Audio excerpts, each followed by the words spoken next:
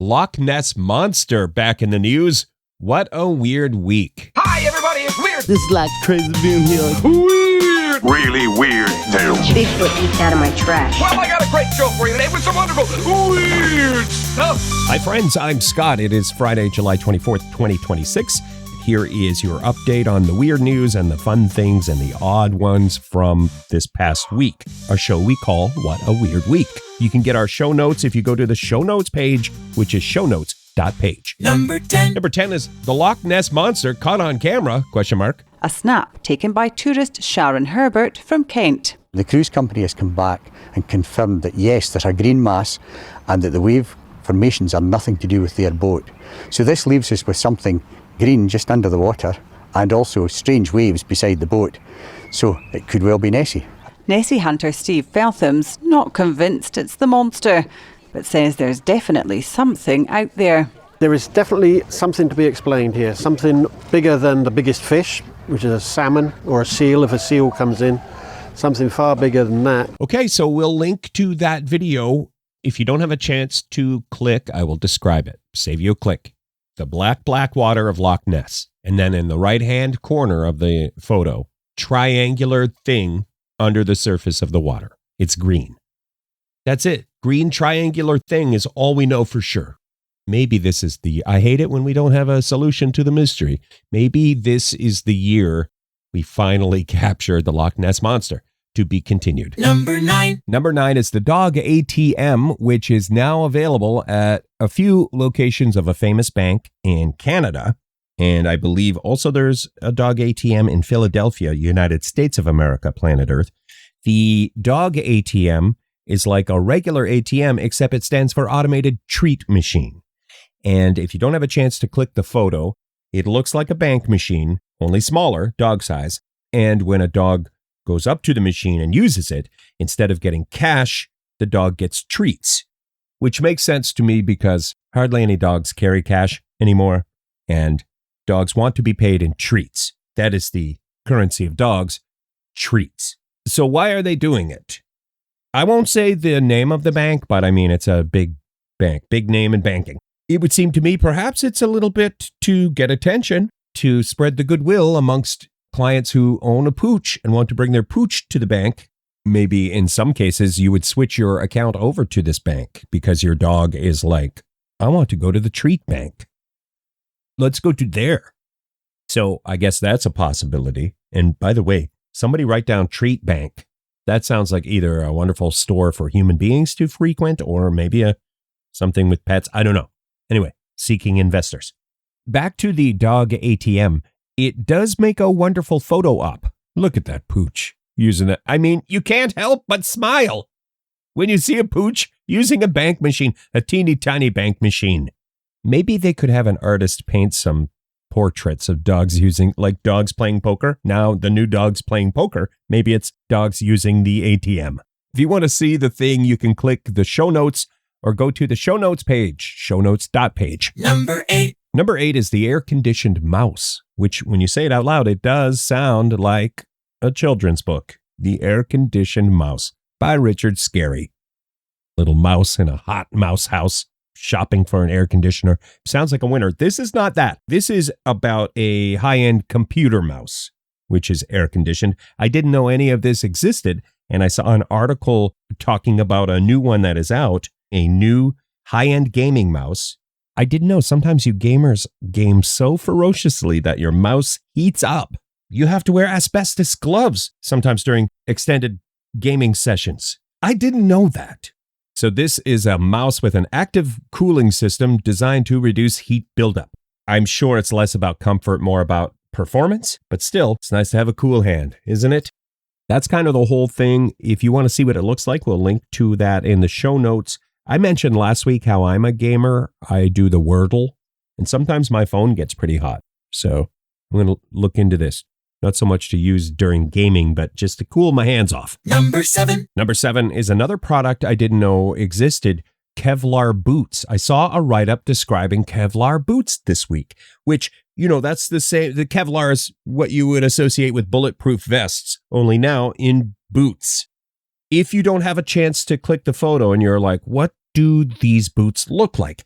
imagine a black hiking boot, okay? But then also, no, that's it. They just look like boots. But there's Kevlar in there. I think the Kevlar is in there for durability. But let's face it, you're going to step more confidently in your Kevlar boots, aren't you? I would. I'm out of shape, non-hiking, but I'm going to step lively in my Kevlar boots. Heaven forbid somebody starts shooting at your feet and you're wearing your normal boots? No way. I want the Kevlar boots. If you want to read the write-up or see the boots, you can click the show notes. Number 6. Number 6 is a mystery possibly solved. I love it when they solve the mysteries. So satisfying. And this one may be solved. Here's the headline from Science Daily. The mysterious hum heard around the world may finally have an explanation. Perhaps you are one of the 2 to 4% of the population in the world who reports hearing the hum or the buzz, that mysterious sound. This has been around for decades. First reported, I think, in the 1970s in Great Britain. And researchers have been trying for decades to determine what is making that sound, the mysterious hum. Where is it coming from? And it's been all over the world. It's been reported. All over planet Earth, the mysterious hum, 2 to 4% of the population report hearing it. Well, the latest research, there are different theories on what's causing the hum. The latest research seems to point towards tinnitus, which you know what that is. That is essentially, it sounds like it's an external noise coming from the world, but it is actually coming from inside your head or your ears. That is the latest theory on the mysterious noise heard around the world. So as always, more research is needed. That's where they've landed in this write-up. And we'll link to the whole thing. Perhaps you're someone in the 2 to 4% of the population. Perhaps you're someone who hears that hum. Maybe you would like to read more. You can click shownotes.page. Number 5. Number 5 is coffee research. More good coffee news, it seems. This is from Science Daily. The write-up, the headline is, Coffee may help the body fight stress and aging. It would appear as though there is something in coffee. When you drink coffee, it triggers something in our cells and we get health benefits. I always say I'm not smart, like I'm dumb is I think how I put it. But if you want to read the thing, what I take from this, drinking coffee, it would seem, based on the research that they're talking about, would seem as though the coffee is linked to limiting inflammation and repairing damage. Different things that cause age-related disease are helped or prevented or made better by drinking coffee. And maybe you were like, I don't drink the coffee, Scott. I don't. Don't ask. If that's you, I won't ask. But this research, they're trying to dig deeper and find out what is in the coffee, what is going on that causes these seemingly health benefits. And so someday you would imagine there will be a medicine perhaps developed from whatever is going on in the coffee. The chemical compound in the coffee will someday become medicine perhaps. So even if you don't drink the coffee, you hang in there. Number 4. Number 4, earmuffs for the kids. This is a PG-13 story. It's not the craziest story we've ever had, but it does involve dangerous behavior while naked. So PG-13. Number 4, the allegation is nude train surfing. This happened in Colorado, United States of America, planet Earth, where a fellow allegedly broke into a train, moving train, broke a window and climbed on top of the train and surfed on top of the train while naked. Again, allegations right now, innocent until proven guilty. Everybody deserves their day in court. One of the quotes from the article is, according to the sheriff's office, the suspect told deputies he loved vodka, beer, and playing the banjo. So that's kind of the whole story. We're not going to link to a photo in this case, so we will link to the article, but no photo if you click the show notes. Just on a related note, what is the deal with doing dangerous things while naked? Like, doing dangerous things. It's already dangerous. But then when you're naked, you have so much more to worry about. Just a thought. Number 3. Number 3 is the journalist and the cockroach. This happened to Rachel Menitoff, our sister station KTLA in LA, Tuesday night. Look and watch on her person, and then it hops up on the little windscreen, and then it goes on about its life. She doesn't flinch. No reaction. Oh, now watch. Now this is after she was off camera. Yeah. She's like, "It's on me. I know it's on me." Oh, Rachel's a pro, man. She is a pro. So maybe you saw that. It got shared a lot, but if you didn't, I will catch you up. They are talking about a reporter named Rachel who made headlines, and the video got shared a lot because of her demeanor when a large cockroach landed on her. She was doing a live report, reporter on the street kind of deal, and a cockroach landed on her, walked around on her for a while, then hopped onto her microphone, and then eventually flew away. And Rachel was calm and cool the whole time until the report was filed. And then she kind of freaked out a little bit. She was so professional, calm, cool, collected, professional. And also the fact that the cockroach was enormous.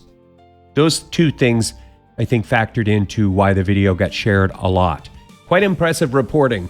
If you want to see the thing, we'll link to it in the show notes. Number 2. Number 2 is Jimothy the raccoon, which I'm sure you've seen images of Jimothy the raccoon, but if not, they had to include Jimothy in this week's episode. Jimothy, and you might pronounce it raccoon. Where I live, most people pronounce it raccoon, so I'm going to go with raccoon, if that's all right.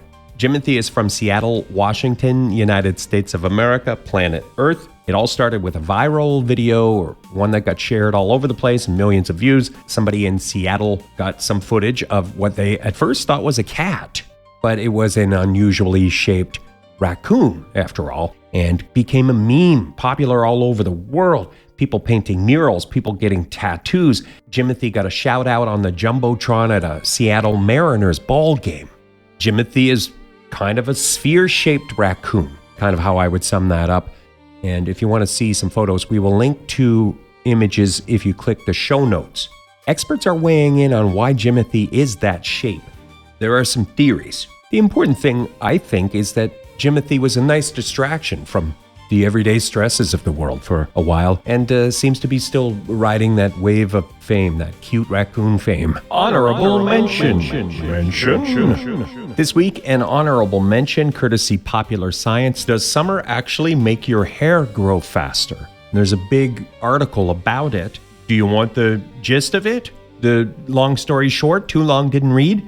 Does summer actually make your hair grow faster? Probably not. But maybe your beard. If you're one who grows a beard, there is some evidence that perhaps in the summertime you get more beard going on. The end. I'll link to that in the show notes. Honorable mention number two. So I on purpose called it honorable mention number 2 because it's about a drug that may help lift brain fog. But it is a drug that is meant for something way different. The headline from Science Daily: common constipation drug may help clear depression brain fog. Too soon to tell for sure, more research needed, but it looks like there's a link between clearing depression brain fog and clearing something else. Taking this pill clears a couple of different things. Maybe another way to put it. Perhaps. It perhaps does that. I'll stop there on that one, but you can read the whole thing if you'd like. Click show notes. Page. Number 1. Number 1 this week is a tie. First number 1 story, a world record for the longest foosball table in the world. Brooklyn, New York, United States of America, planet Earth. A tequila company made a foosball table 525 feet long. That's longer than 33 cars, about the same maybe as 33 cars parked bumper to bumper. And if you were to walk from one end of the foosball table to the other, that might take you a couple of minutes. Just to give you an idea, very long foosball table. The tequila company wanted to do this to commemorate the FIFA World Cup, the soccer or football. Everybody had the football fever or soccer fever. And so they made headlines this past week. It's an official world record, a very long foosball table. I think we all know foosball, right?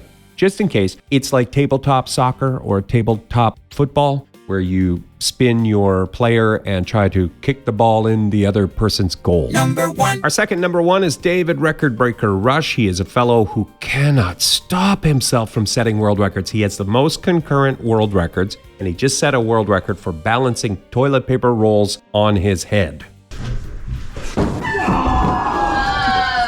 That's what it sounded like when they all fell. So it is 195 toilet paper rolls. These are not just the cardboard. This is like a brand new roll of toilet paper. Okay, so 195 of those. They're kind of stacked. They're on some sort of cardboard platform. And 195 toilet paper rolls later, David Recordbreaker Rush has another record. Maybe now, David, you could take a break? Just maybe take a couple of days off. You deserve it. If you want to see what that world record looked like, we will link to that in the show notes. That is all she wrote for this week's What a Weird Week episode. Thanks for listening. We're coming back on Friday with 10 more weird things from the news. Get everything we talked about in more detail if you go to the show notes page, which is shownotes.page. I appreciate you. Thanks for checking out What a Weird Week.